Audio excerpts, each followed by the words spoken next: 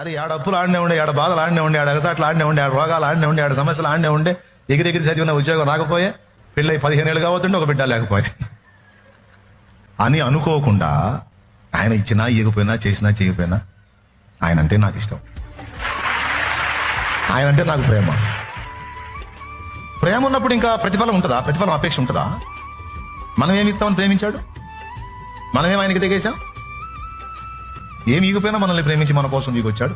ఆయన ఏమి ఇవ్వకపోయినా ఆయన అంటే ఇష్టం, ఆయనతో ఉండాలి, ఆయనతో గడపాలి, ఆయన భయపరచుకోవాలి, ఆయన సన్నతించుకోవాలి, ఆయన ఆరాధించుకోవాలి.